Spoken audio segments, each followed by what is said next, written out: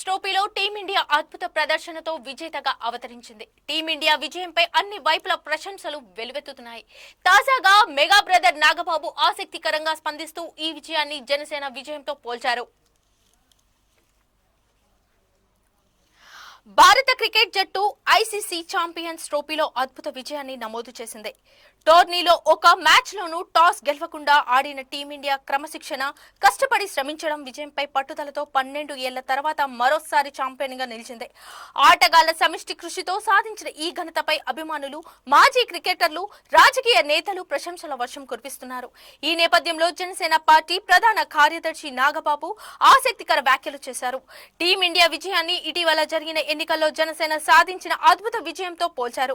గెలుపు అదృష్టంపై ఆధారపడదని, కేవలం కృషి, అంకితభావం, ప్రణాళిక, ఐకమత్యం ఉంటేనే ఏదైనా సాధ్యమేనని నాగబాబు పేర్కొన్నారు. నాగబాబు తన సోషల్ మీడియా వేదికగా స్పందిస్తూ టీమిండియా టాస్ గెలవకుండానే అన్ని మ్యాచ్లు గెలిచి విజేతగా అవతరించింది. ఇదే విధంగా జనసేన పార్టీ ఒక ఎమ్మెల్యే కూడా లేకుండా 12 ఏళ్ల తర్వాత 100% స్ట్రైక్ రేట్ తో గెలిచి అధికారంలో భాగస్వామ్యం అందింది. రెండింటి మధ్య గమనించే ప్రధాన పోలిక అవి అంకిత భావంతో, ప్రణాళికతో, పట్టుదలతో సాధించిన విజయాలు అని పేర్కొన్నారు. అంతేకాదు టీమిండియా జట్టులో ఆటగాళ్ల ఐకమత్యం, వారి ప్రతినిత్యం కసరత్తు విజయంలో కీలక పాత్ర పోషించినట్లు విశ్లేషించారు.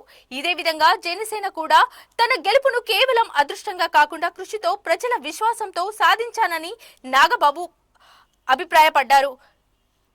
క్రీడలు, రాజకీయాలు వేర్వేరు రంగాలైన విజయం సాధించేందుకు ఉండాల్సిన అంకిత భావం, ప్రణాళిక, ప్రాతినిధ్యం, కృషి ఒకటేనని నాగబాబు వ్యాఖ్యానించారు. టీమిండియా విజయం మాదిరిగానే జనసేన కూడా భవిష్యత్తులో మరిన్ని విజయాలను అందుకోవాలని ఆశిస్తూ తన అభిప్రాయాలను అభిమానులతో పంచుకున్నారు. ఇలా టీమిండియా విజయం కేవలం క్రికెట్ అభిమానులను మాత్రమే కాదు, రాజకీయ వర్గాలను కూడా ఆకట్టుకునేలా చేసింది. ఇక జనసేన పార్టీ భవిష్యత్తులో ఎలాంటి విజయాలు అందుకుంటుందో వేచి చూడాలి.